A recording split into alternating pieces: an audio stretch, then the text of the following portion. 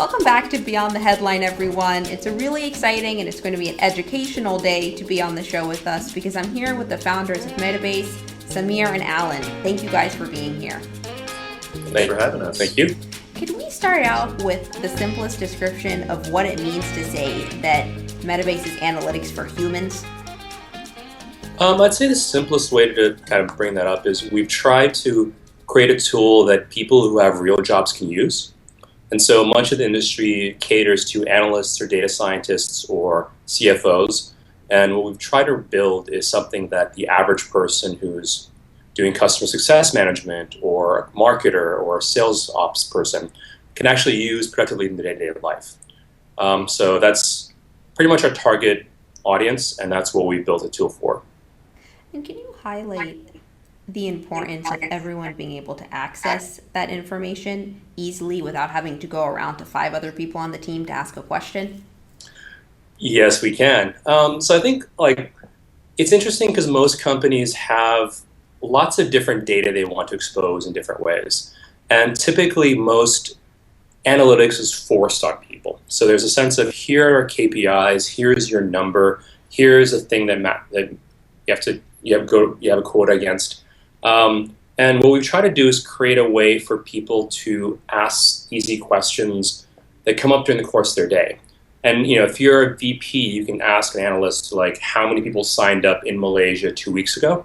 But for most people, they can't satisfy that curiosity. And in many companies, things move from I'm idly curious to I'm on the phone with a potential client and I have to sound smart. And so a lot of what we built is ways for someone who is on the phone or writing an email or making a presentation to just pull up information about their company, about their accounts, and just seem smarter to the outside world and within the company itself. And the reason you guys started this was at Expa as a tool for your portfolio companies. What was the difference from going on that path to realizing, hey, you're going to be one of the companies? I think it happened pretty gradually. And I think even as we transitioned from being part of the internal Expa team to having our own independent company, it was a very smooth transition in the sense that we spent a lot of time helping other companies throughout the entire process. And because Expa portfolio companies comprised the majority of our early alpha and beta testers, we were still in the room as they were making decisions. We still helped them get things set up. We were still having long debates on how things should be structured and who should push what data where. And so I think for me at least, it was a very gradual transition, and it only really hit home about 3 or 4 months in that we were fully independent, and it was now, I didn't have to worry about that kind of stuff anymore. I don't know, how did it feel for you? Yeah, I mean, I definitely think it was a pretty smooth transition, and like you said, I mean, for a while we were just we were helping companies out day in and day out. We were focused on individual needs, and we just slowly started to tease out the common pieces that were affecting everyone, the things that were the biggest issues, and started thinking about those more and more as we were looking to productize and go outside of the walls of Expa. But we had time to think about it along the way and land on what we wanted to produce. What are some of the challenges that you're seeing those early stage companies face when you were chatting with them? We have different perspectives. There's lots of them. I mean, I know from both a little bit here at Expa, but also at other companies that one of the big ones for me is that most people start BI too late. You put it off for as long as you can because it's a big deal to get started with BI. It always seems like it requires people, capital, time, all things that you don't have in the early stages of a company. So you put it off and you make do with maybe a couple spreadsheets here and there. But then when you do need it, when your company grows, just to that point where you've got 25 people maybe, and you're like, well, this is a real thing where we need to have a real discipline around this. All of a sudden, creating the investment at that point in time takes far too much work and far too much time at that point in time. It's like 6 months later, you're going to have BI, but that was a big one, I think. So we talked a little bit about getting started quickly, getting BI up and running quickly. It should be a low drama thing. And so that was one of the focal points, for sure. And how about for you, Sameer? What were you seeing? I think it obviously depends on the kind of company. I think most companies need some mix of web analytics, mobile analytics, outright business intelligence. And I think it's hard to have a one-size-fits-all recommendation for them. For the companies that we've been immersed in lately, there's been an increasing operational component in the sense that there's typically like real-world goods. There's either some kind of transaction involved, and it's relatively rare to have just a social game or just a consumer internet site. And so as companies start to look a little more old world in the sense that there's buildings and offices and employees and all the nuts and bolts and customer interactions and physical stuff, a lot of what I've seen is companies have to get much more sophisticated on the nuts and bolts of executing the business side of things. It's not just developing an app. It's not just consulting services. There's typically like actual operational mess and complexity, and people typically instrument that too late. And while most companies can be run off a spreadsheet for quite a while, the sooner that you start to take some of that seriously and actually start to optimize things like who deals with which tickets, are all your customers happy, integrating a CRM, getting some sort of lightweight marketing automation going, just these are the things that add up. And having an understanding of how it'll all fit together, even if you don't push the button to deploy them, qualitatively changes how companies grow. And just being aware of, if I have to staff up 20 customer service people, how would I do that? Has started to show up much earlier in the cycle. And so in general, things have been moving so fast, so quickly, growing so fast, so quickly that a lot of things you could defer for a year or two and just say, oh, when I hire a marketing department, I'll figure that out, are now things you deal with in month 3. I think it's so important that you pointed that out because a lot of times you hit the ground running and maybe you're fortunate you get a ton of press and a lot of traction, but you realize that at home, things aren't really set. No one knows what they're doing. No one knows where you're going next. How have you guys, especially with all of your past experience, really set a vision for Metabase and where you're going, who's responsible for what? I think one of our key principles has been the path of least drama. So in the sense of looking ahead, trying to see what the future bumps are, understanding what's coming up and how to deal with it. We both experienced this several times in several different companies, and just being aware of, once we go live, we're going to have support tickets, we're going to have emails, we're going to have outbound, and even just having the team feel like they know what to expect has been very, very valuable. Some of it has just been writing things down religiously. I think we've taken a very writing-heavy culture, and it's helped squeeze out a lot of ambiguity. And there's just, as things are moving fast, knowledge that there is a plan, even if the plan is fictional at that point in time, the process of having gone through planning gets you ready for when the stress and the drama hits. Yeah, I don't have a whole lot to add to that. I think I do think that this is one of the nice areas that Expa has been helpful. There's other folks that are part of the Expa team that helped us and the other companies around just kind of anticipating the steps of growing as a new company. And Sameer and I are lucky. We've both been through this several times and seen startups and early stage companies. So we had a good sense for what to anticipate and how to move things forward without, like Sameer said, without being too dramatic. Like when you say writing things down, do you mean like literally writing down the goals or the plan? I think it depends on like what specifically we're working on. I think one of the things that we found extremely valuable is just documenting the things we're uncertain about. And for us, it's very lightweight. Like we don't have huge documents. We're not talking about mountains of paper, but just a simple act of either in Slack, in email, in a Google Doc, just saying, here are the 5 things about this launch that I'm worried about. Here are the 5 things we need to do a little more research on. And here are the things that we thought we were worried about 2 weeks ago that we've resolved. And just being aware at any point in time of, what are the open questions? I think what happens with a lot of teams is you start having conversations, you start realizing that there are problems with your plan or there are problems with what you expect to do. And without actually just putting it all on paper, and because different people are worried about different things, you have these weird circular conversations. And I've seen teams get paralyzed just because, everyone in the room is worried about the same 10 things, but different people care about different subsets. And so the ability for the entire team just to be very explicit about what we're worried about, what we're planning, what we're hoping, and something funny happens once you actually go through the process of writing it all down and being explicit, which is because you know what you're worried about, it becomes a very low drama worry. It's like you can say, for these 4 questions, we don't really know what we're going to do. However, because they're not very important or they're not very consequential, we're just going to pick what to do here, and we'll revisit this. And by saying that, we don't think that, for example, I'm going to use something very dorky, but LDAP integration for big companies is important to our product.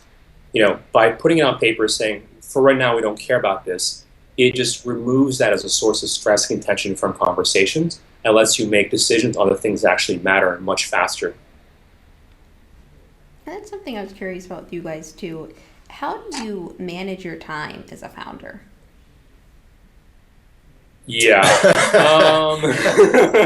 So work-life balance is yeah. I don't know. I don't think there is an easy answer to that. I think you just work hard. Oftentimes it's just about putting in more time. And I mean, as much as possible, I would say like my technique is to try and just kind of compartmentalize my time a little bit. I like to use early mornings for things that require me to be a little bit more focused and working on myself. So if I'm coding, I try and do that first thing in the morning when I'm at home before I come into the office, because then it avoids distractions. That's like my biggest, I think that's my biggest thing. By the time I get to the office, there's so many different things going on. And you're interacting with people all the time. There's meetings. The day gets very jumbled and chaotic very quickly. And at that point in time, it's really just about, being efficient and trying to cut out as much as, making good decisions about priorities, things that don't have to be done, move them away and deal with them later. But that's kind of my approach. I think for me, one of the big things I've learned over the last few years has been just to close things out. And so I've always had the issue of having 10 or 15 balls in flight, and having to deal with all of them gets very stressful, very distracting. And so my own personal workhorse for my own like day-to-day planning has just been, what are things that can be closed out and done with? What are things that I need to do today? And many days it's as simple as saying, what is the one thing I can do today that will change the odds of success, and making sure that no matter what else happens, I do at least that. And some of that requires being honest about what I'm likely to actually get done. And in general, I try to do at least one thing that moves the needle every day. And sometimes it's very small. It's like I will send a few tweets out to these 4 people, or I will email, this journalist, or I will write this blog post. But the ability to have nice, small, bite-sized things that you think are important, that you just sort of get in, do them. And if nothing else happened that day, if we spent all day in meetings, or if there were, a design review that takes 4 hours instead of half an hour, at least getting one thing done that moves the entire company forward has been just a great little heartbeat for the day for me. And I find that once there's some small success for the day, it makes everything else easier to plan and deal with. So is that also in the morning for you? Is what? Is that also in the morning for you? For me, typically it's late at night. It's once everyone leaves, and I just get a chance to not be interrupted, not deal with stuff. And, work hours here, typically sometime between 10 to 6 is kind of the center of mass. I get most of my productive work done like 7 to 9. And then during those times, so for you, Al, in the early morning, for you, Sameer, at night, is it just a no multitask, like complete focus? I wish. I have a horrible time multitasking. I try to focus. Every once in a while I manage to do it, but I typically will get 3 or 4 things going at once and just thrash. There's no magic. I mean, I think it's hard to avoid that tendency. I do it as best I can. I know there's lots of people who say, shut off your email client, shut off your Slack, turn off your phone, whatever it is to focus. I don't end up doing those things. But I do all right. I do all right focusing on, like, when it's time to code in the morning, I can sit down in front of my IDE and bang out some code without too much fanfare, even if I'm stopping to check some emails here and there. What are some other things that you guys do outside of your work that really drive your productivity and drive your creativity to perform well in the job? For me, it's just a morning routine. I know this sounds very hokey, but just having a clear, predictable thing that happens every morning. So I'll get up, I'll work out, I'll just have a certain couple things I do. And for me, that just sets a nice, solid cadence to the day. Other big thing is going to sound really stupid, but getting enough sleep has been the single biggest driver of what I get done. And so I also have like a late night routine where I'll try to read a little bit right before going to bed, no active lighting in the room, and just making sure that I clock in 6 to 8 hours a night. Yeah, I don't have anything great to add on top of that. Sleep is by far the biggest thing for me too. I both here at Metabase and at previous startups, I've been religious about, when it's the end of the night, it's the end of the night. Get your full, whatever complement of sleep that you need. Get up in the morning and attack the problem refreshed. And I find that, like, without a doubt, anybody who I see that doesn't get enough sleep, their performance just degrades day in and day out to the point where it's like, they become almost incoherent, and I'm not willing to do that. So I think keeping your productivity high by getting enough sleep and making sure that you're performing at least near your top level all the time is easily one of the best things you can do. What do you guys do differently now than you did when you first started that is just instrumental either to your success as a leader, to your success being productive? Blank stares. I mean, I can talk a bit. No, go for it. I don't have one off the top of my head for that. For me, it's just been shifting back from the nuts and bolts, and so I wrote the initial prototype and with Alan, and moving away from the things that I trust the rest of the team to take care of, and working on things that are a little mushier, a little less well defined, and accepting that there's some amount of creative chaos has been really good for me. I was originally an engineer, and I kind of came up from the engineer to engineering manager to venture to Metabase, and so it's just been, for me personally, it's been letting go of things that were, in some cases like my code or my designs, just be like, okay, I trust everyone to figure it out. I'm going to step away. I'm going to work on other stuff for now, and maybe check in every once in a while. The other thing is honestly just been getting better at writing things down. I think we've just gotten much better systems for how to run product processes. And a lot of that has just been being explicit, being very measured, writing things down, I say that a lot, and just having there be, getting better about recording the things that matter and not spending a bunch of time and energy on, talking through or writing down things that honestly don't matter. And so just prioritization, and specific prioritization in the context of this company, this team, is most of what I've been getting better at. Because one of the things no one really talks about is most startups look nothing like other startups. Every founding team is a little different. Every set of first employees are a little different. Things that worked really well 2 companies ago don't work now. The tools have changed. The markets have definitely changed. And so a lot of early stage startups is getting a sense for how a team performs, understanding what they're good at, what they're not good at, understanding what you're good at this time around, what you're not good at, and just making sure that you build a machine. Because there's both the product, there's the operations, and there's the company itself as a living organism. And it's easy to lose sight of the fact that getting things going is work. And you don't just walk in and have all your systems in place. Even if you did at the last company. Life is not Metabase. Life is not Metabase, no. Life is way messier. Thank you for the plug. Well, I think it's really important that you pointed that out, because there's this whole process. So in addition to, launching and scaling your product, you also have to scale your organization. So you can be able to achieve that. For your experiences now with Metabase, can you give us an example of a couple of the things you're referring to of the operations and how projects are run? Yeah. For me, the single most transformational thing happened when we started writing down the things that we were worried about. And we just call them open questions. So every single feature we launch has somewhere where we write down open questions, either a GitHub ticket or a doc, or even just my own personal notes. But just being very meticulous about that has made more of a difference than anything else I've done.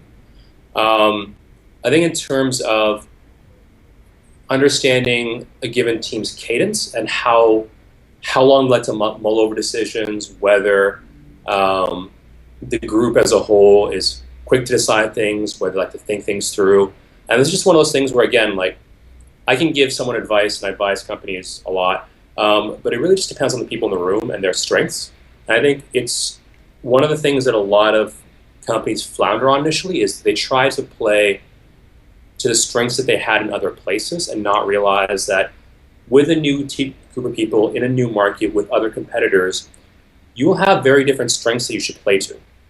And it takes some time to figure that out. It takes a fair amount of self-awareness. It's important to be very honest with each other and yourselves about what's working and what's not working, and just making sure that as the company starts to grow, you're aware of what's going right and what's not. And a lot of people focus on the positive, which is critically important, and you have to sort of have your goal in sight and go for your goal. But it's also important to understand that this month we didn't really do that well on design. We got a little too carried away in like the pie in the sky visions of the product 5 years from now. So next month we need to dial that back and just be very execution focused. I made that up, but things where again you accept that things will either work or not work. When they do work, you notice and you double down on whatever was working, keep doing it. And when they don't work, you just say, okay, like that did not work. We need to either figure out, did we do the wrong thing? Did we do the right thing but it didn't work out? Or did we do something that was almost right and we need to clean up this or that, and try again next time? And when it comes to evaluating the projects, let's say it's one of the situations where you were like half right, like you were saying, okay, we just need to change a couple of things. How do you empower the part of your team that is doing that to have the autonomy to make the changes? When do you step in, but when do you say, hey, it's your game? Yeah, I think the testament to really good teams is exactly that. It's like how often are people left to make their own decisions? To what degree are people empowered to go off and move the needle forward on their own? And definitely, I know for myself, and I think Sameer and I both agree on this, that having really strong people in your organization is just it multiples greater efficiency and just like greater overall output for your team and your company as a whole. So as much as possible, I think it starts with just having good people and the hiring process, making sure that we are being as diligent as we can about bringing in the right people. And then once those people are there, then you just encourage them by saying, hey, I'm not sure what the right thing to do here is. You go figure it out. Let me know what you think is right. I might kind of give you a thumbs up or check on people. But as much as possible, we just try and encourage people to go off and solve problems on their own. And I think that's a good way to just kind of keep people moving. And I know you guys are hiring engineers right now. What are you looking for when you're sitting down and having a conversation with someone? First off, that's a bag of worms. We're hiring across most roles. I'd say that as far as hiring goes, it depends on what we're looking for in the sense of, are we looking for a front-end engineer, a back-end engineer, a marketing head, are we looking for a salesperson? So in general, things we like to see are some exceptional positive trait. So in other words, I like to hire people that are much better at something than I am. Sorry. You got it. Yeah. And so typically, like when you put together a team, you'll want to have people in their roles where I don't need to tell them how to do their job. In fact, I'm at best an editor. And fundamentally, I'm looking for people that are so much better than me at front-end engineering, or so much better than me at closure, or so much better than me at marketing or copywriting or just online advertising. So it's really about finding what people are good at and making sure that those strengths interact well. Mechanically, it's just looking, part of it is just screening, so understanding who's coming in, what you're looking for, what a given person wants, what they don't want, what they've been good at in the past, and what they want to grow into. And just making sure that when you talk to someone, you have a full understanding of who they are, what they want to become. And so, for engineers, a lot of it is, do you want to be an engineer? Are you using this as a stepping stone to management? Do you want to be an engineering leader? What kinds of things do you want to learn? And is this the place where you should be for given those goals? In general, I make a point of only hiring people who I believe for whom I believe it is the right decision to join us. So both they're exceptionally talented, they're motivated, they're great, but also is this honestly the right place for them at this point in time in their careers? And so, a lot of it is looking for people who have an affinity for us, for the product, who need to learn things in their career that we can provide, and just making sure that the overall sort of package between what we offer and what they offer matches up really well. I think one thing a lot of people do is they will chase the most talented people in the market and not realize that there's no reason for those people to work for you. And so at the end of the day, there has to be a reason why, if you're going to go for someone that was MIT undergrad to CMU graduate school, CS, to Google, to Facebook, to Dropbox, like everyone else is chasing them too, but like why should they work for your company? I think that's a really important question to answer when you're hiring, because at the end of the day, you don't want someone who's only working for you because they can't get any other job. Ideally, it's they want to work for Metabase because they're super excited about open source software, they're super excited about Clojure, they want to work on big data and BI, and that they like the current team. So I don't know if that was a little too rambly, but in general, just the sense of it has to be a strong yes from both sides. Oh, I think that's perfect, and I really admire how you said that just because, so maybe the rock star engineer that you described is great, but it might just not be the right fit for their goals. When someone comes in, so let's say I come in and I'm coming in as an engineer, but I want to be an engineering manager. How do you guys invest in your team to help me get there? I think some is just being honest. So for example, for people that are primarily looking to become engineering leaders, there has to be some amount of clarity as to whether we're the right place for that. And I'd honestly say, like, for someone who says, what I really want in life is to become a director of engineering, then VP of engineering, then SVP of engineering, you could probably learn that other places better than you can learn it here. Like, Google has an amazing program to train people up. Facebook has an amazing program to train people up. If you're at a larger place where you can learn the nuts and bolts of running big teams, you will learn from people who are way better at running 500-person organizations than I am or Alan is. What we can offer in that case is, okay, so if you're interested in small teams and small, very highly skilled, highly motivated teams, it's just a question of how to provide the opportunities for you over the next 2 to 4 years that will teach you what you need to know to get to the next level. Whether the next level is with us or at another company, it's just understanding, what are your strengths, what are the weaknesses you have that are relevant. Because many people have weaknesses that honestly they're just going to go to the grave with and doesn't really matter in the context of their goals. And so in the situations where there is a weakness and it is actually relevant to what you want to do next, we'll figure out a way to work on that. And just try to give people the opportunity to display the skills that they want to learn. So we don't have much in the way of formal titles. We don't have much in the way of formal process. It's just giving people a way to shine and to lead, and to essentially get battlefield promotions and just be responsible for more and more things. And I'll freely state that for many people that works really well, but there's a large number of people for whom a very structured, organized, methodical, and more nurturing environment, in a bigger company would be better for them. And when you guys are approaching that, so as the leaders of the team, how often are you checking in with individuals to say, hey, here are these 3 great opportunities for what you want, you go and jump on it? Or are they supposed to take that up on their own? I think it's somewhere between, in the sense that, we have probably weekly or bi-weekly one-on-ones where we just kind of check in with people, see how they're doing, how they're feeling, and just making sure that the overall company feels on track. In terms of specific opportunities, I think they just come up organically when they show up. So a lot of things happen very quickly with us where, if there's a project that we need to lead on, it happens that day. And typically someone will raise their hand and say, I can take point on this. And so when there's a new feature that needs to be spec'd out or someone needs to do some research, we've tried to establish a culture where people just step up. And the more people step up, the more responsibility they get, and the more things they deal with, and the more they're listened to. And so it happens pretty organically. That's just generally the way I've run teams in the past. I don't know how. Yeah, I mean, it's a startup, and we kind of take things as they come.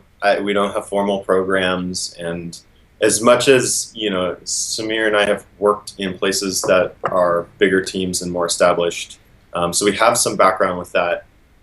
Clearly, we're more focused on smaller things and the earlier stages of companies. So, there's lots of opportunities for people to grow. I think, I like to say a startup is a training program. I mean, that's why people often come, is that they know that the whole experience in and of itself is a way to train and learn, and be forced to adapt and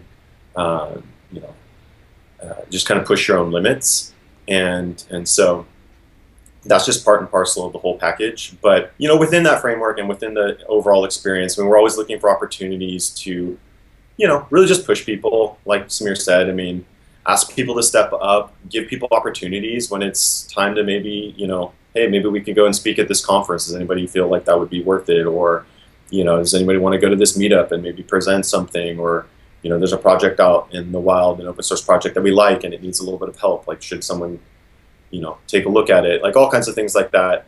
And obviously internal projects, and we've got something new that we're kicking off to see if someone wants to dive in and take a bigger role than maybe they had before. So, we should just kind of take those things as they come and just be encouraging. And when someone does step up and they're starting in the role, how do you keep pushing them out of their comfort zone? Because I think that's such an amazing trait of leaders, that you're working on something and you're scared, and suddenly, because they believe in you or something they said, you just forge forward even harder. Yeah. I mean, I think the key there is, it obviously is about self-awareness and just kind of having awareness of the team, and the individuals who are there. A lot of times as leaders, we do spend a reasonable amount of time. I do this, like when I go home, I think about the team, I think about who's doing what, and how they're performing, and I think about where their gaps might be and where they could be pushed. Usually so that when the opportunities do arise in the day-to-day work, you're ready, and you're kind of thinking, oh yeah, like I'd already been thinking about that for that person. So now's a good time to try and push them and just kind of lean on them a little bit. And usually it's a small comment that's kind of like, hey, so-and-so, what do you think about doing that? And it just enough encouragement to get them to kind of get the idea that's like, oh yeah, maybe this is something that I should take on or volunteer for. And I think that's usually how it works. I don't say that I kind of beat people over the head and be like, you should be working harder on this. Not really a big fan of that approach. So.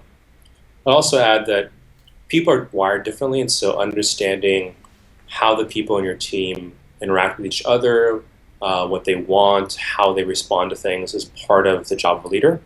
And so being able to tailor both positive feedback, negative feedback, and just general morale for each individual person on the team is a big part of it. So like just thinking about our current team, like different people are motivated by different things. And so in one case it's a very quiet, very reserved. They just want to like do what they're doing and keep going forward. In some cases they want more public praise. And just understanding which of those will best resonate with each person, and making sure that, as you say, like when they're trying to push through something, and if they want to be, if they don't want to have attention called to it, not to call attention to it. If they do want attention called to what they're doing is very difficult, being sure to provide that as they need it. And you get it wrong a lot, and you kind of fumble your way through it for a couple months or a year. But eventually you start to kind of dial in just how people want to be engaged with. And for both of you, as you look back into your past roles, what is a key lesson on leadership that you've taken from one of your mentors or someone you look up to?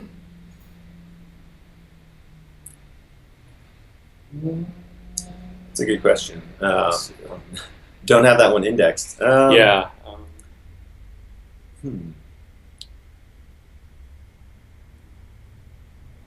I think. Yeah, it's kind of sad that we're having to think quite so hard about this one. It's all internalized at this point. They've just made such an impact. It's second nature. Yeah, exactly. I was born this good.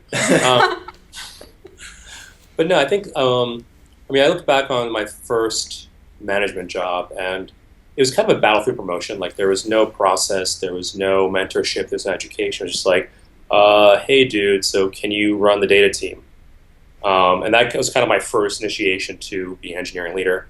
I think over time I've gotten to see very good people work, and I think one of the things that I personally taken to heart is the value of stepping back and being more of an editor and a coach than a participant. And so, some of the best engineering leaders I've seen have had to, turn off the thing that got them to the dance, which is you get to a certain point by solving problems. And at a certain stage, you have to accept that you're not really there to solve problems anymore, or at least you're there to solve a different kind of problems, and you're just there to enable other people and essentially to get things out of their way and to make sure that they are lined up with the problems that you want them to solve. And so for me, it's just been really just stepping back and trusting in both the system, trusting in the process, and trusting the people. And so that's really easy to say and everyone says it, but actually watching someone who's really good at it and learning from them has been very instrumental in my case. And just understanding my own reactions to a lot of those things and anticipating them has been, and again, I'm thinking of one person specific who's been very helpful in my observations of them leading. That is a good one. How about you, Alan? Yeah, I mean, I'd probably go back to something I said a few minutes ago, and I think it would really just be, it really comes from just being aware of the team and just kind of being aware of the folks that are around you and thinking about things from their perspective, just trying to empathize and understand where they're coming from, to me is a big part of leadership. And I think the best folks that I've worked with, and particularly coming from a strong engineering background that I have, and I spent most of my early career just kind of in my own office or in my own cubicle working and coding and not really having to think about things other than the project and and the code. Then once you start to get into a leadership position, I'd say one of the early things that I struggled with was really getting a sense for the team. I'd often see things through my own lens and kind of badger people about why they weren't trying to do things the way I wanted them to do them. But when you step back and you really look at things through other people's eyes, you try and see each team member as being individual, having their own kind of concerns, their own thoughts, their own things that are going on in their life. I think it really kind of opens up your eyes to the fact that each person needs slightly different things.